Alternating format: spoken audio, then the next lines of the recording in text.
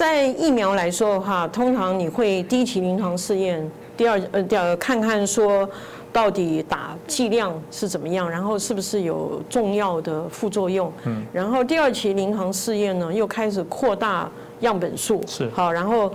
甚至去看一下它这个疫苗的所产生的免疫力，好，就英文叫 immunogenicity，OK。等到第3期的时候呢，你就要看说它是不是真的有保护力。那这个保护力呢分2层，就是说第一层呢是说是不是可以这个人打了疫苗以后，他就不再得到感染，他得到感染的机会很少。第2层保护力呢，就是说这个人打了疫苗以后，他就算得到感染，他的病症不会很严重，甚至致死率会很低。就目前来看的话，这3期的临床试验 ，Moderna vaccine 和 Pfizer vaccine 以及 AZ vaccine， 他们对于重症以及降低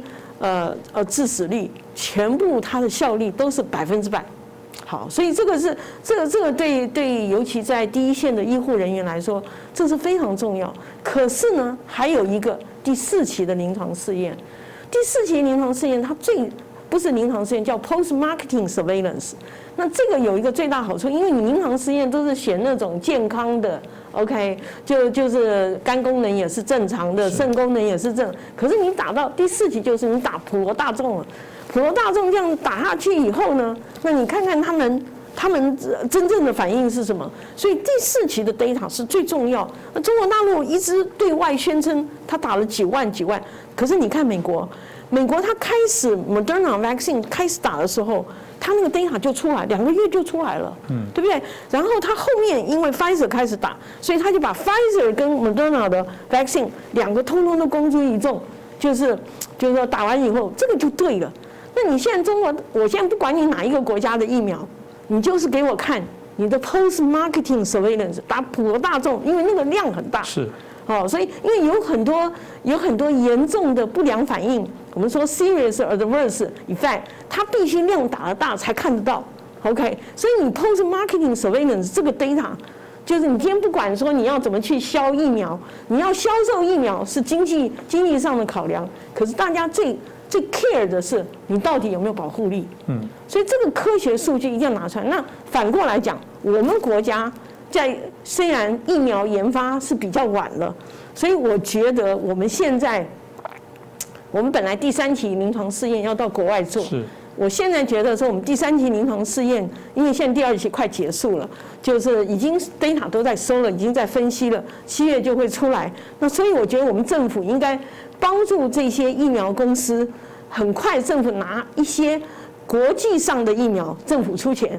那所以不管你是在控制组，好，就你以为是白老鼠组，白老鼠组就打国际疫苗，然后呢，另外呢就有国产疫苗，所以你这样子的话，我们英文叫做 head-to-head comparison。所以你这样子的话，你就可以知道台湾的疫苗，不管它的免疫力也好，它的副作用也好，它是不是比国际上的疫苗是可以相匹配。OK， 我是已经打了国产疫苗哈，我打了2剂，好得很。就完全没有发烧，不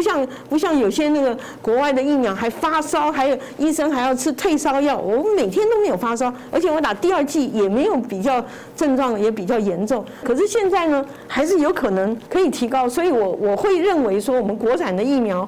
应该政府就是下定决心，现在就让国产疫苗去给他一些补助，然后让他可以去在台湾去做第3期的临床试验。是，刚好也有一些病患对，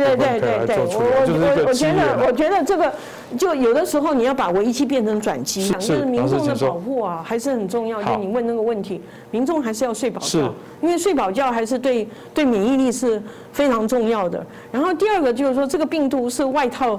膜病毒，所以你进到什么地方，或是你真的是从捷运出来或什么，你就是真的要酒精洗手。为什么？因为酒精会把那个外套膜那个东西会破坏掉，所以病毒会杀死掉。那第3个呢很重要，就是说你还是就是说平常应该要准备一个就是随身洗手液，或者是说，就是你比如说那个不锈钢的热水瓶，好，所以如果你刚好做检验，旁边有人咳个2声，你也不知道他咳了什么东西，那你就赶快喝一点热水，温热水，好，那温热水的话，再怎么样，就是也是比较，那当然睡觉前加一点点少许的盐漱口，好，那这样你还是可以做到保护自己，所以你就是自己要去学会怎么样在这些方面减少这个病毒的传播。谢谢。